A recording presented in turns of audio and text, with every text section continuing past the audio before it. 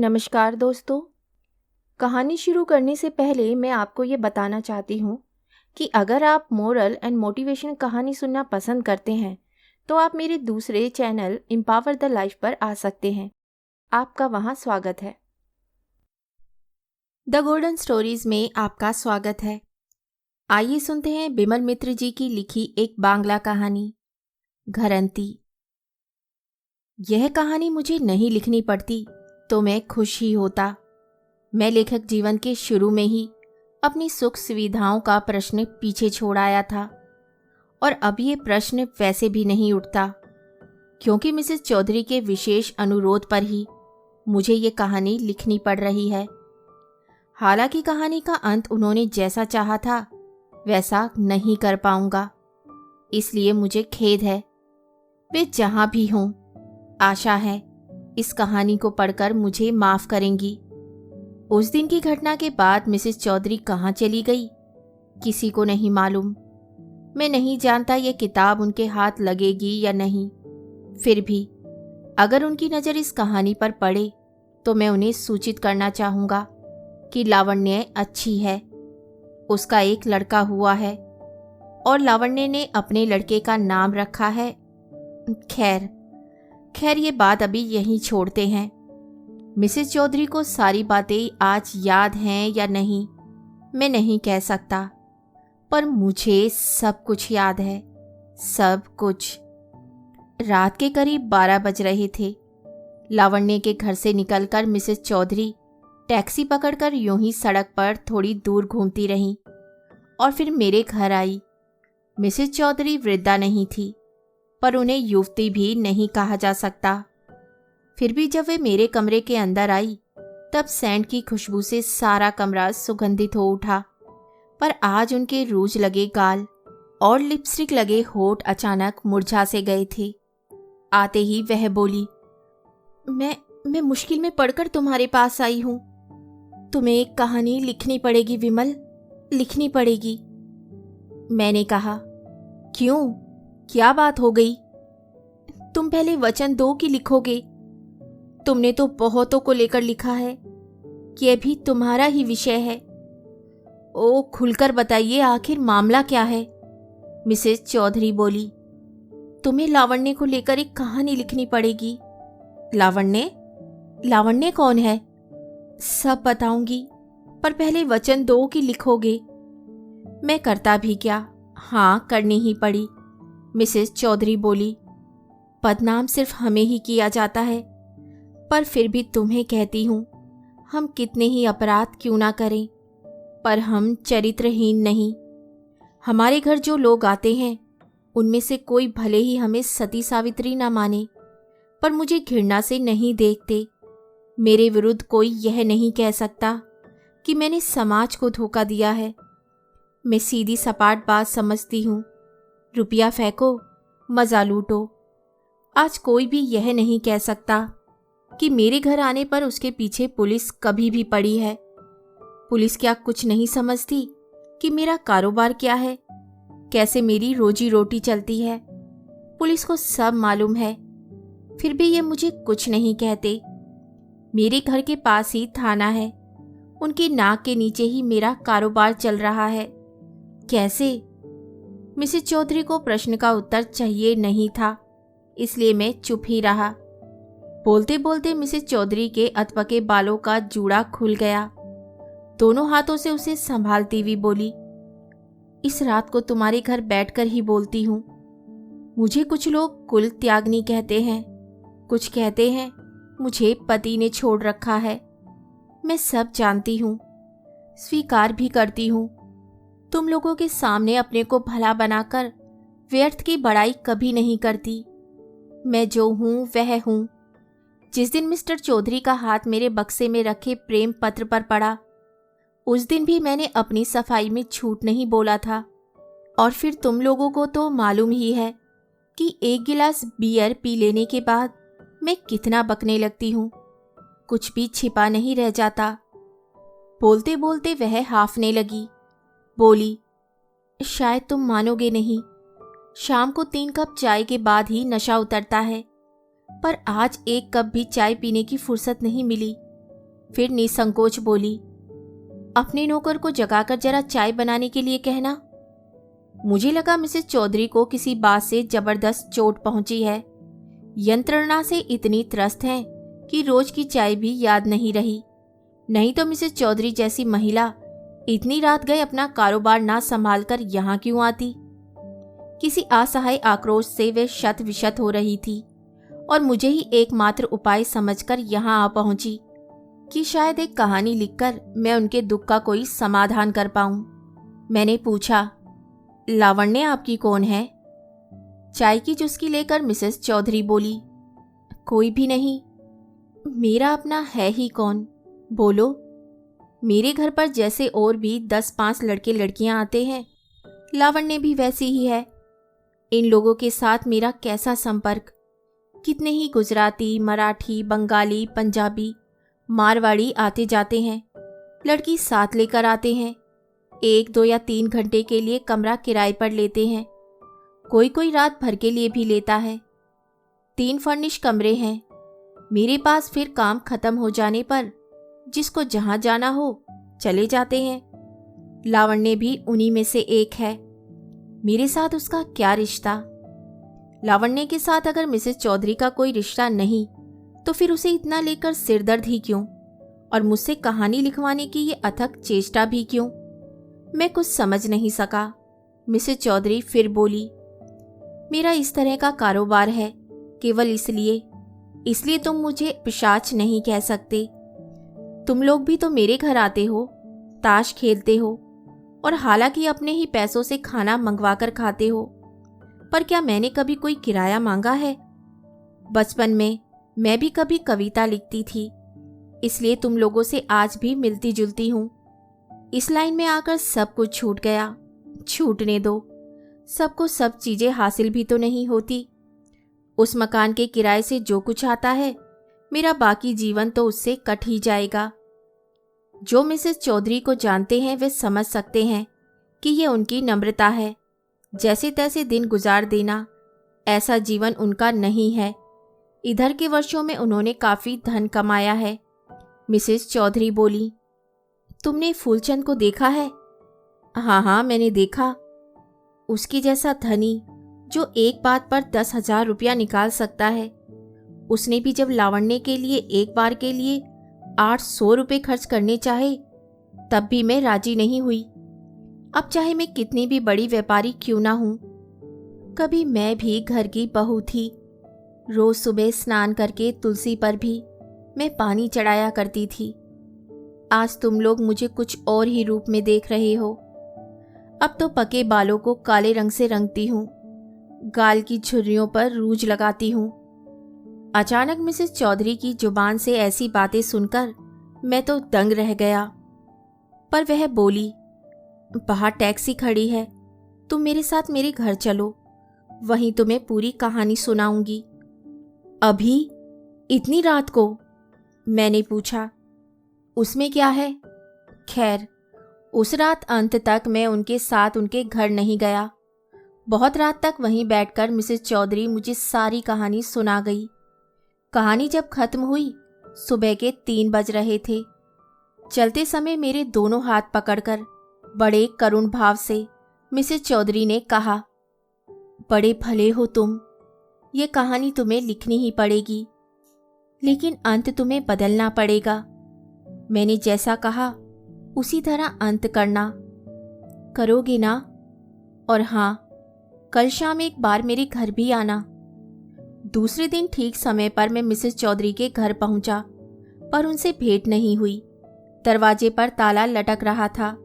सुना मिसेस चौधरी मकान छोड़कर कहीं चली गई हैं, पर कहाँ यह किसी को नहीं मालूम। उनके साथ उस रात की भेंट मेरी आखिरी भेंट थी।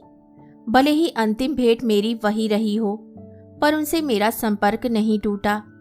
जब भी कभी कोई कहानी लिखने बैठता, मिसेस चौधरी की कही कहानी की बार बार याद आती।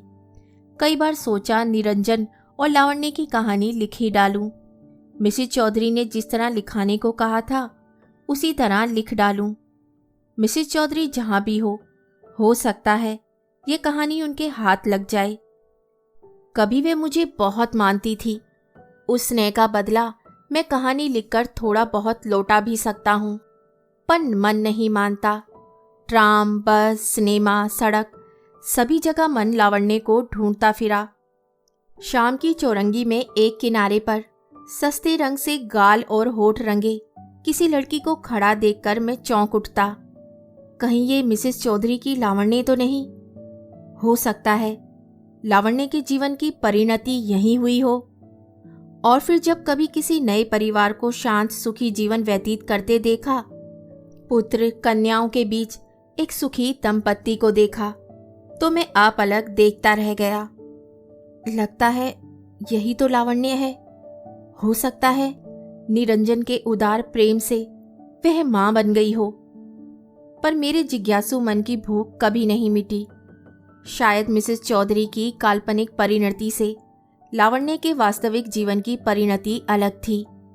मैं अपनी कल्पना और उद्भावना सहित उसका कोई समाधान नहीं निकाल सका।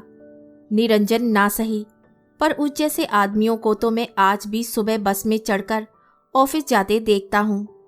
101 रुपये माहवार में दाल रोटी और मोटा कपड़ा ही मुश्किल से कोई जुटा पाता हो। एक पेट का गुजारा 100 रुपये में खीस तान कर चल ही सकता है।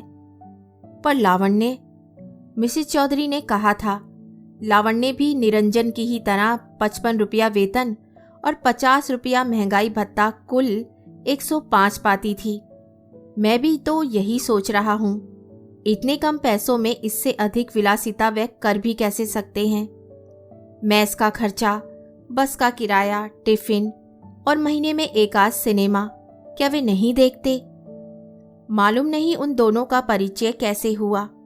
कभी किसी ग्रह के चक्कर में लक्ष्य भ्रष्ट होकर एक दूसरे के समीप आ गए होंगे, फिर कभी अलग नहीं हुए। क्यों? उन लोगों को लेकर कभी कहानी लिखवानी पड़ेगी, ऐसी शंका मिसेस चौधरी को नहीं थी।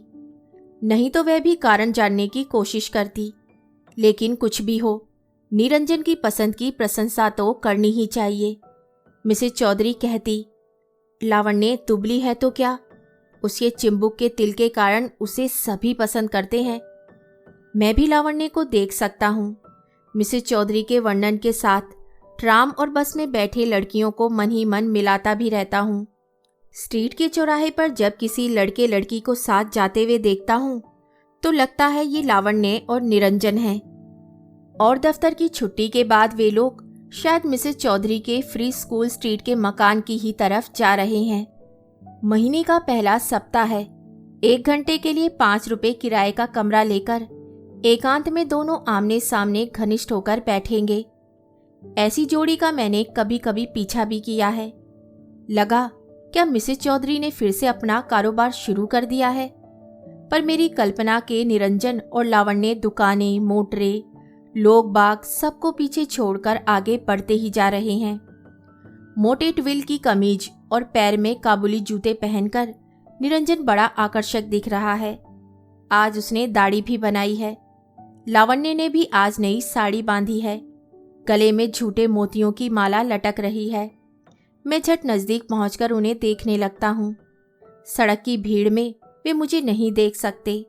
मुझे इन्हें लेकर कहानी लिखनी ही है। मिसेस चौधरी के वर्णन से ऐसी जोड़ियों में आज भी कोई अंतर नहीं है। शाम के धुंधलके में मिसेस चौधरी के लावण्य और निरंजन मेरे समक्ष मानो सजीव हो उठे हैं। निरंजन कहता है, इस साड़ी में बड़ी अच्छी दिख रही हो लावण्य। अच्छा, कितने में खरीदी थी ये साड़ी? कीमत अभी नहीं दी है। दुकानदार परिचित है। हर महीने 2 रुपये देकर कीमत चुका दूंगा, लावण्य बोलती है। पर अभी इसकी क्या जरूरत थी? तुम्हारे जूते फट गए हैं, उन्हें भी खरीदना जरूरी है, निरंजन बोलता है। अगले महीने नौकरी पक्की हो जाएगी, फिर खरीद लूंगा।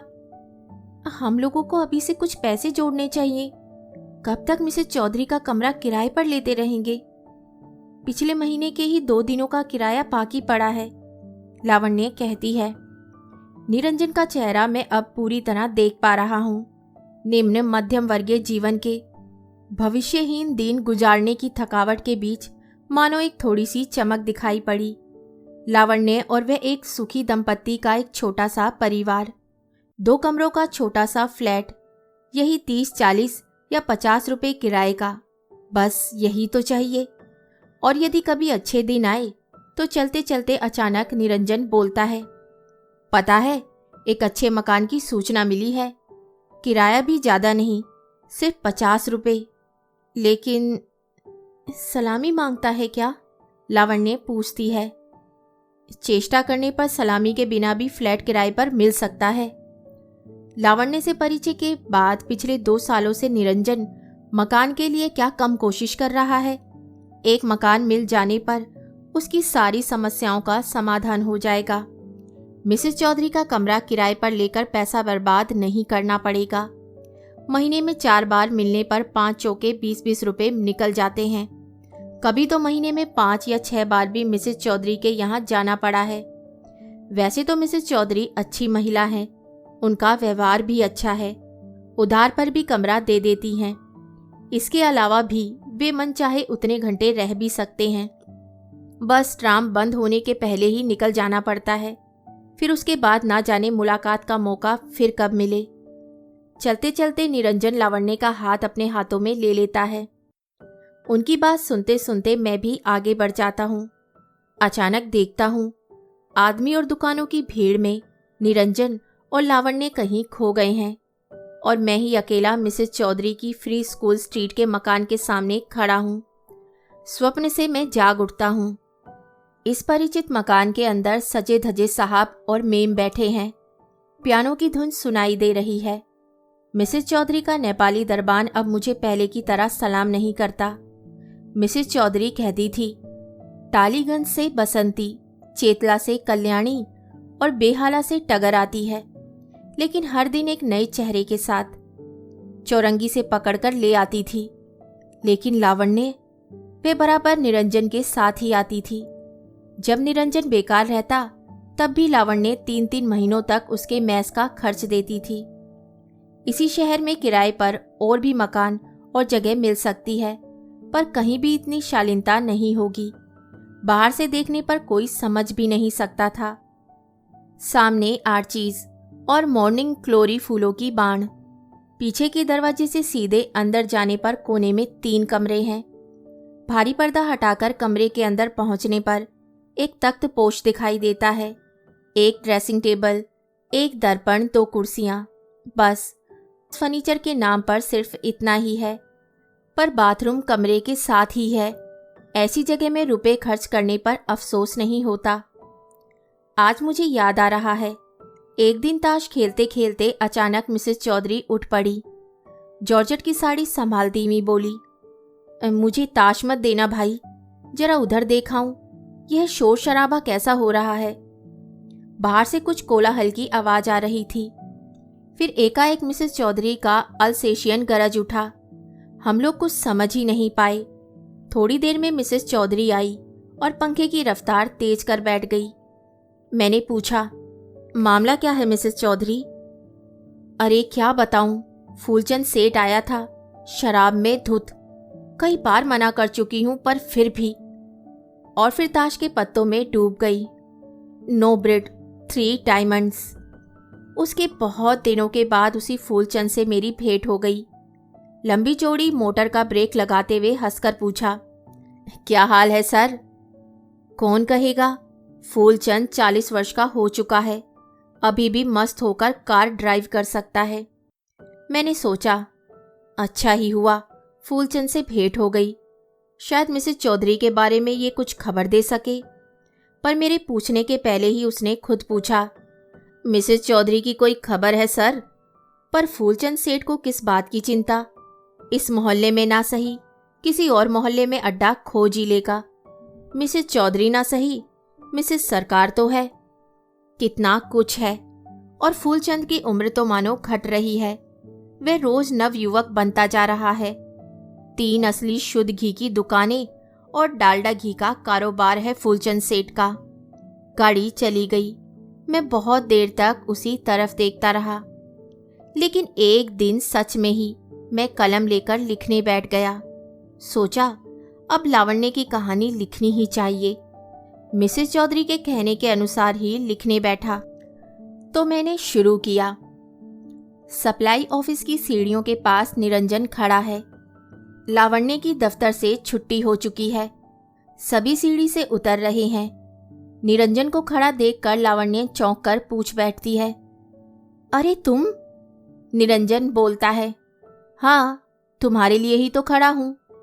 पर आज तो तुम्हारे आने की बात नहीं थी। कुछ भी हो, आज मिसेस चौधरी के घर चलने का बहुत मन कर रहा है। लेकिन रुपए, मेरे पास तो सिर्फ बस का किराया भर है। तुम्हारे पास कुछ है क्या? अरे मिसेस चौधरी से अनुरोध करूंगा, सारी व्यवस्था हो जाएगी। लेकिन आज तुम्हें वहां चलना ही होगा।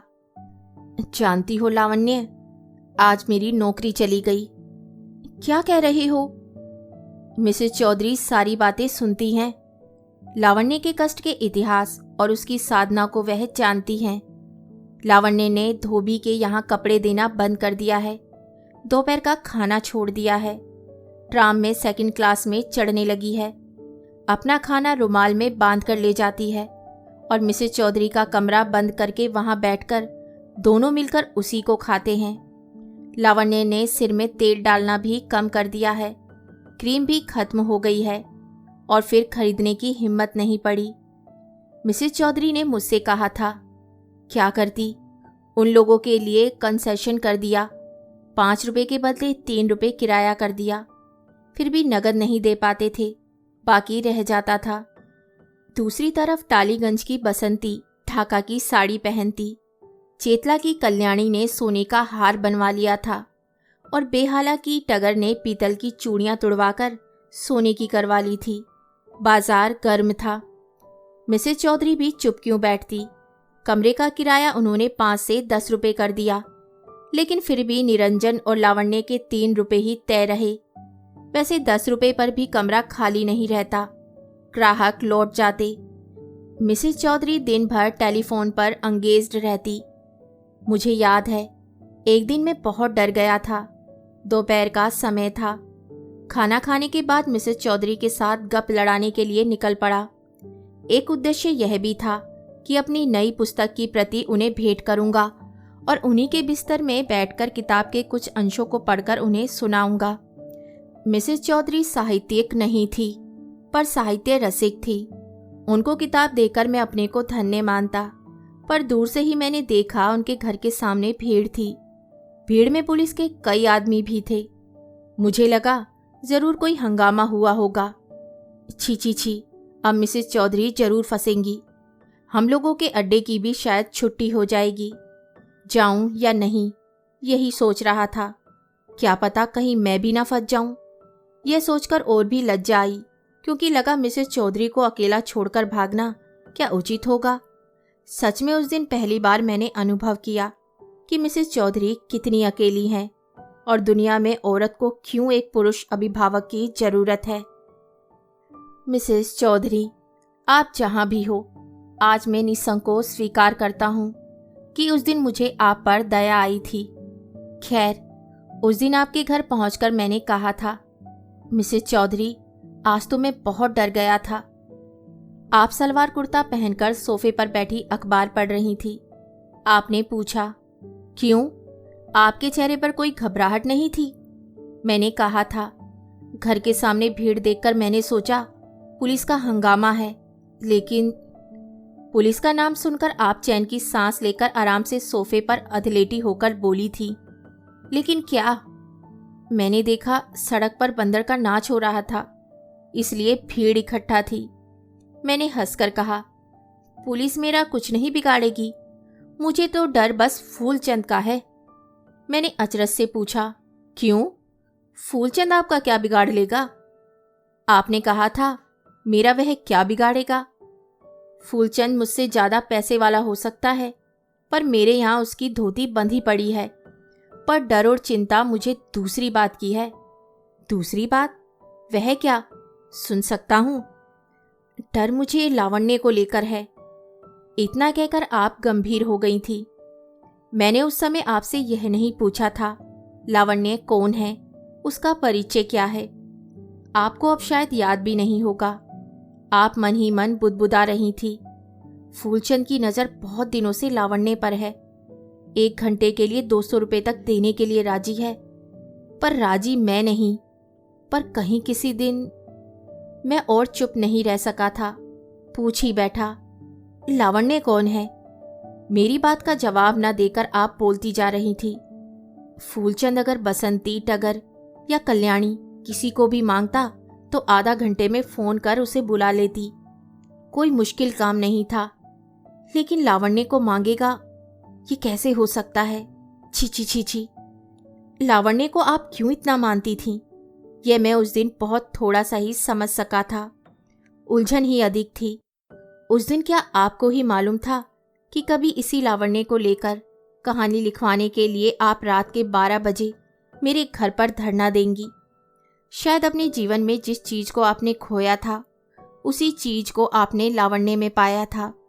इसीलिए फूलचंद के हाथों में लावण्य को देकर आप स्वयं अपने को अपमानित नहीं करना चाहती थी। कौन जानता है, इसलिए ना जब फूलचंद ने यह प्रस्ताव रखा था आपने उससे कहा था 200 क्या 500 देने पर भी लावण्य तुम्हें नहीं मिल सकती।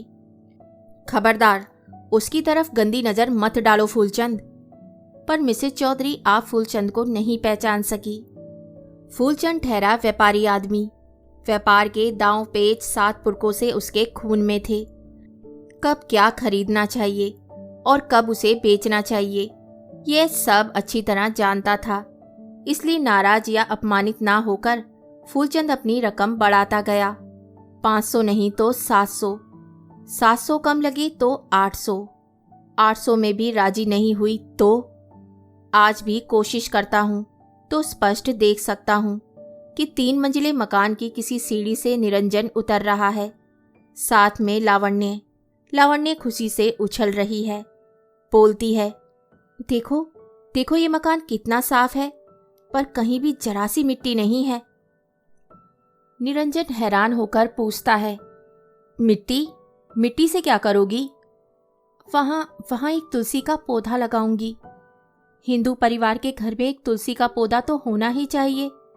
निरंजन बोलता है, ओह तो यह बात है, फिर एक टब में पौधा लगा लेना। अच्छा तो बोलो सोने का कमरा कौन सा रहेगा?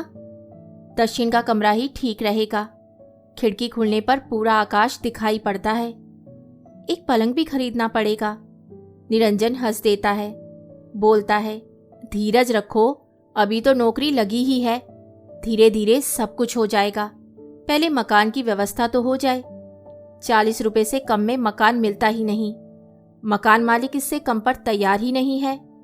ऊपर से बोलता है धंधा मंदा है, व्यापार में भी घाटा सहना पड़ा है, आपको सलामी भी कुछ देनी पड़ेगी।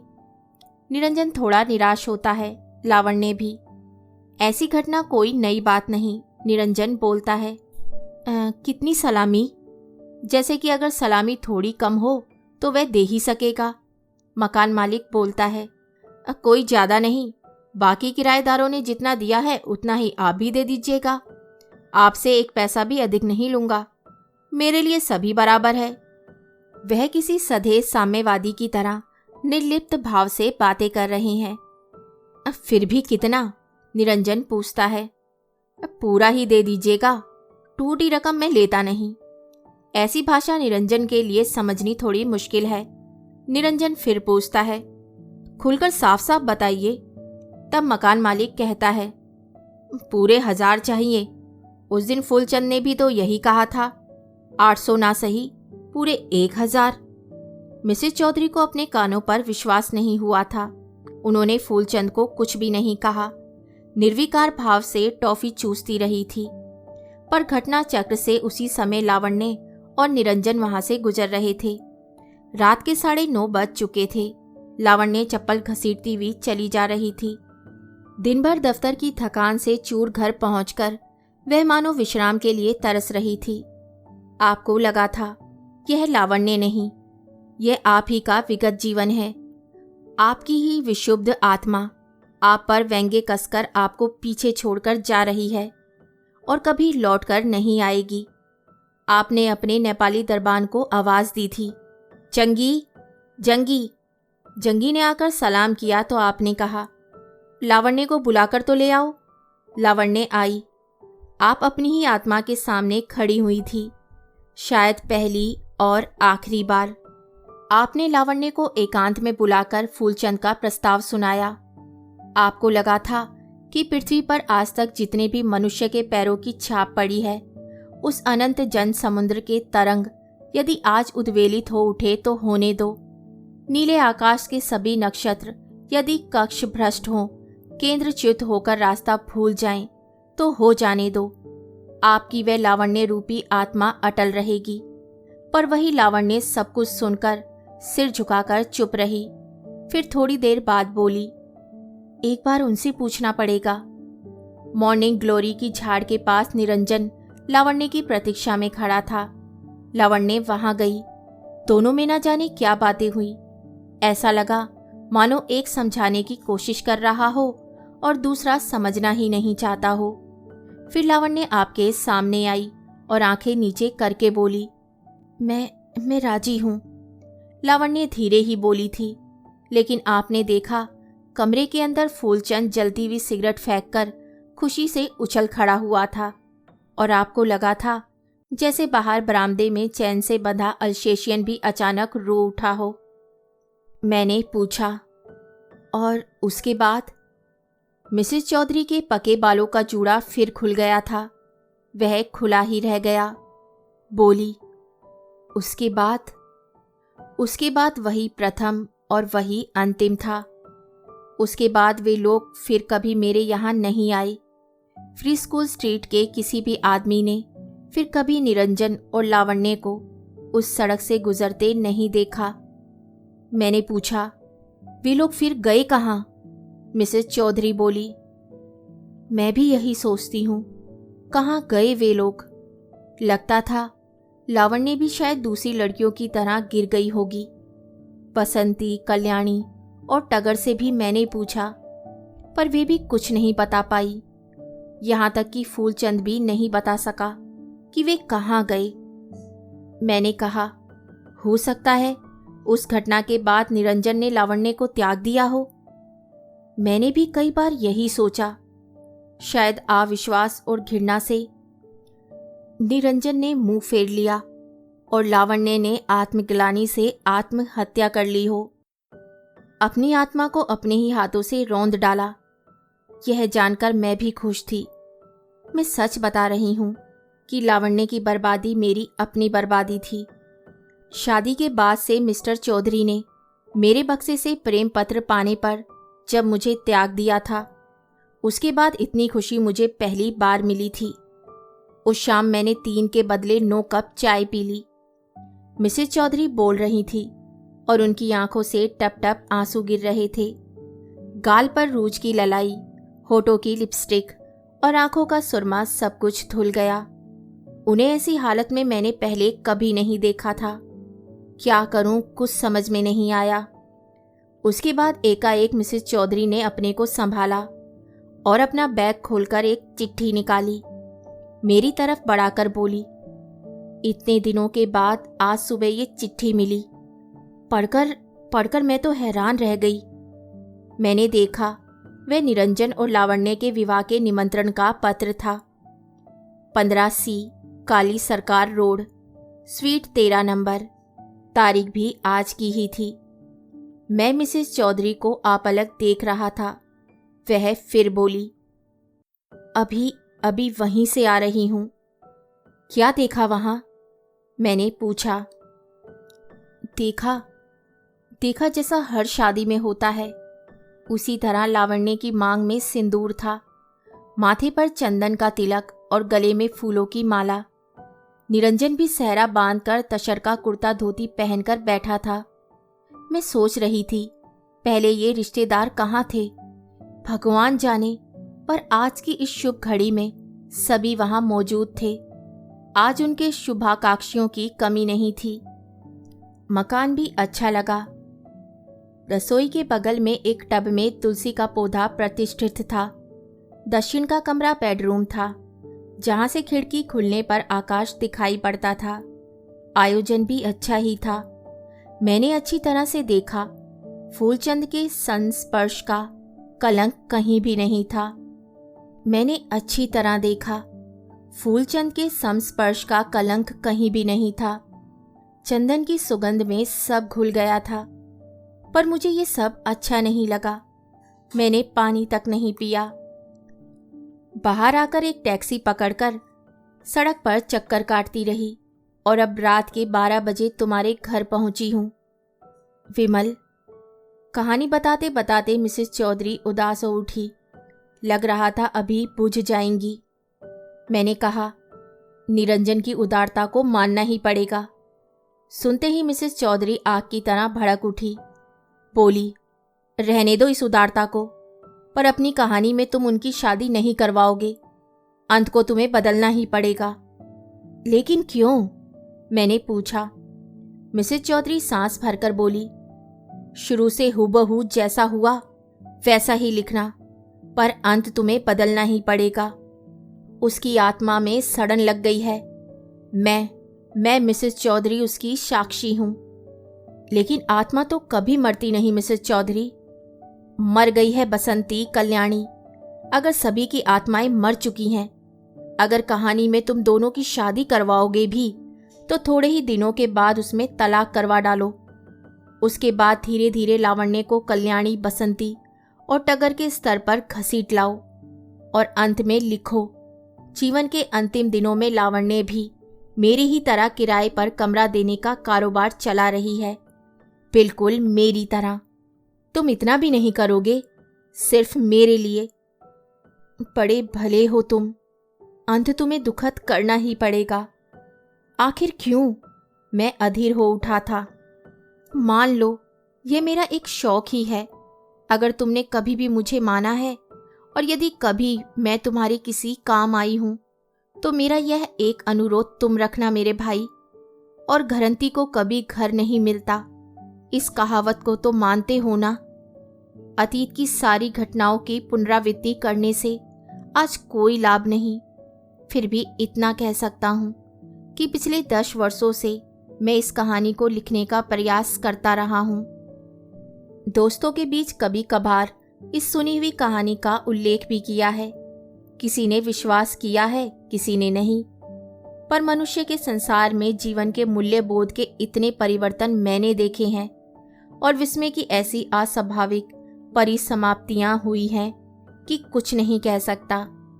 फिर भी साहित्य के कारोबार में आकर जीवन के संबंध में धारणा चाहे जो भी रही हो, पर साहित्य में भी तो हम फॉर्मूले पर ही चलते हैं। इसीलिए जीवन में धार्मिक कथा साहित्य को भी अंत तक का सधवा किरणमयी को पागल बना देना पड़ा था और विधवा रमा को काशीवास देना पड़ा था। इसी नियम का शिकार बनकर मैंने भी मिसेस चौधरी, आपसे सुनी हुई कहानी आपकी ही इच्छा अनुसार लिखने की कोशिश की थी। लावण्य को पतन की आखिरी सीढ़ी तक पहुंचा देने पर मुझे भी आपकी तरह संतोष ही होता। उससे कम से कम कहावत की कीमत तो बढ़ ही जाएगी। उसे एक और दृष्टांत मिल जाता। जीवन में ना सही, साहित्य में तो ऐसा किया ही जा सकता था। इसीलिए तो कह रहा हूं, ये कहानी ना ही लिखनी पड़ती तो मैं खुश ही होता। पर आप मुझे क्षमा करें मिसेस चौधरी, आपका अनुरोध मैं नहीं मान सका। क्यों नहीं मान सका? इसका भी एक कारण है। वही कारण बताता हूं। घृणा, लज्जा और संकोच से चाहे कितना ही क्यों ना गड़ जाऊं, पर मुझे ये कहना ही पड़ेगा। उस दिन कलकत्ता से बाहर मध्य प्रदेश के एक कोलियरी इलाके में मुझे जाना पड़ा। किसी पुस्तकालय का उद्घाटन समारोह था। सभापति मुझे ही बनाया गया था। सभा हुई। सभा के अंत में चाय पानी का इंतजाम वहां के वेलफेयर ऑफिसर मिस्टर मजूमदार के घर पर था। मिस्टर मजूमदार मुझे अपने घर लेकर गए।